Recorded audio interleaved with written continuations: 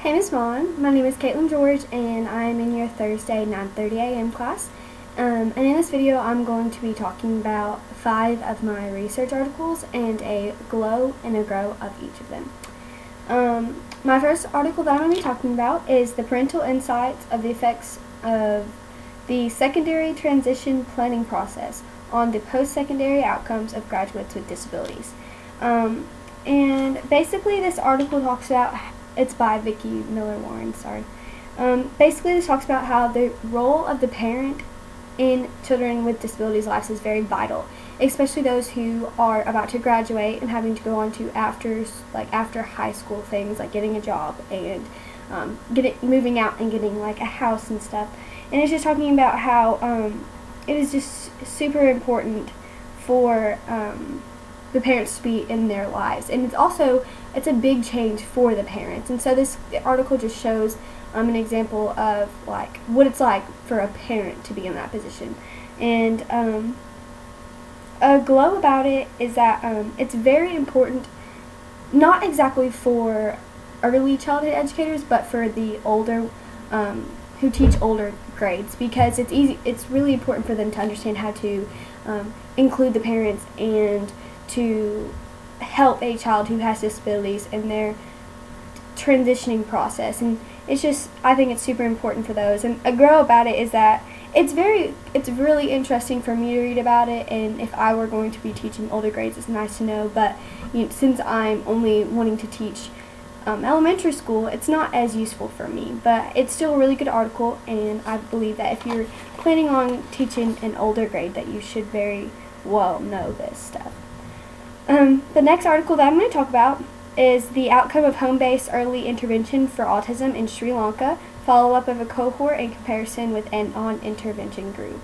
It's by Himali Pereira, I guess, and a couple other people, and it's a clinical study.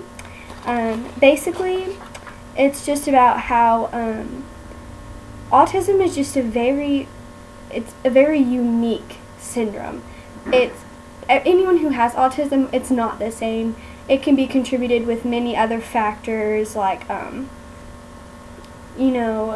sleeping things, and it's just showing how it's a very wide syndrome. And I think it's really the good glow about it is that it's really important for not only parents and people like just guardians, but I feel like it's important for the educators and for daycare workers and anyone has to work around children to understand and know these like causes and signs of autism, because it's important to treat them very specially. They're not just, you gotta treat them very special. And a grow about it is that it's really on, the whole study was just on 18 to 40-month olds, and that's only like almost 2 to 3 years old, and I don't think that it's very useful because it's just such a young age. I feel like maybe they should have done an older study of children at an older age, because I just feel like it would be more useful, not just babies, because really early childhood educators aren't really around babies. So my next article is the assessment of personality characteristics in parents of children and adolescents with obsessive compulsive disorder compared to a control group.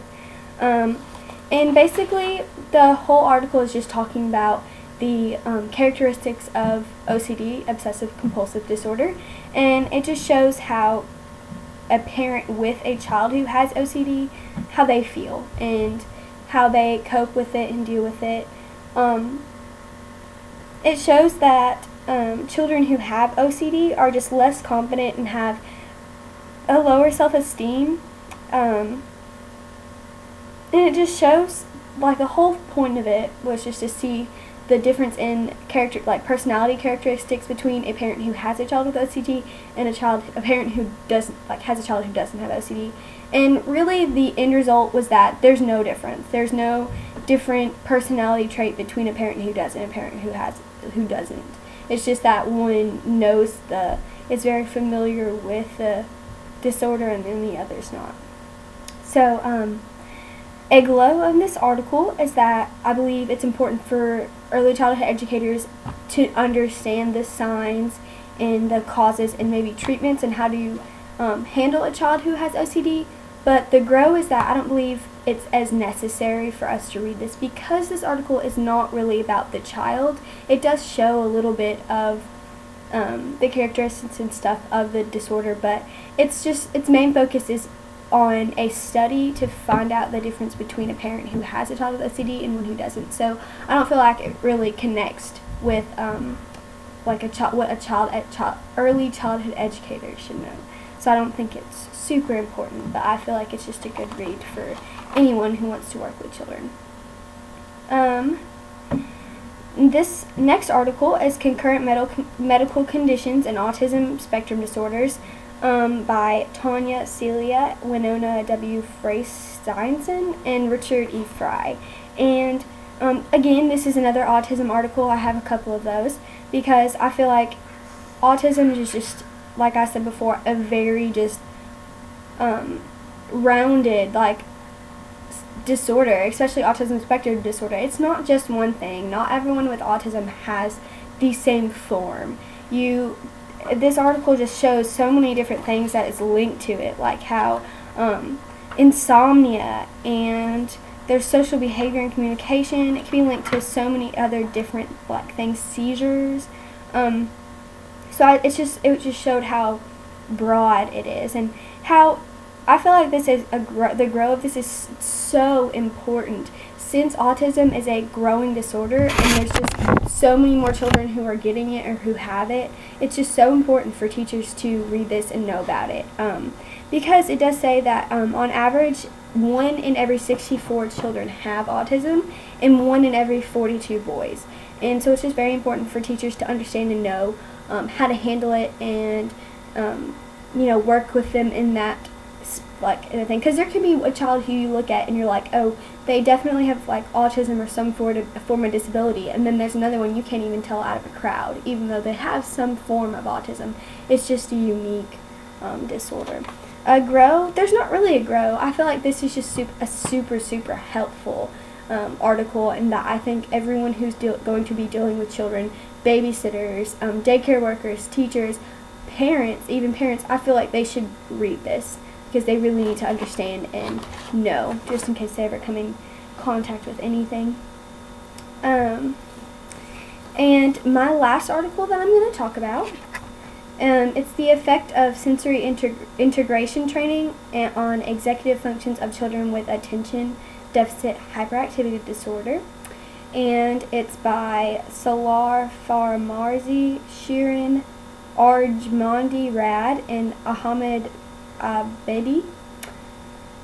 Probably butchered those, but basically the summary of it, it's attention deficit hyperactivity disorder is defined in the article as it's a neurodevelopmental disorder that's externalized and it manifests symptoms of inattention, impulsivity, and basically it talks about just how similar children who have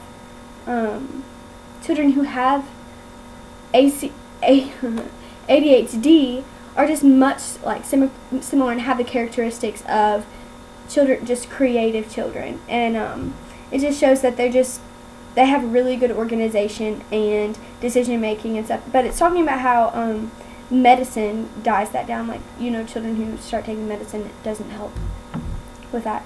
I think it's a grow because I feel like it's very important because ADHD is a growing problem like autism, but a lot more children have ADHD, and I think sometimes it just has to do with their age.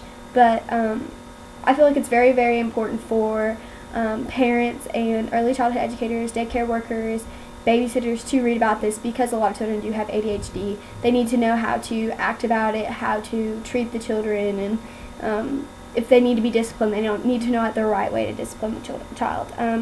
A grow about it is, I feel like the study wasn't as thought through. It was a little weird. The control groups weren't right, but I feel like overall it's a really good article, and I feel like anyone who's going to be dealing with children really needs to read it.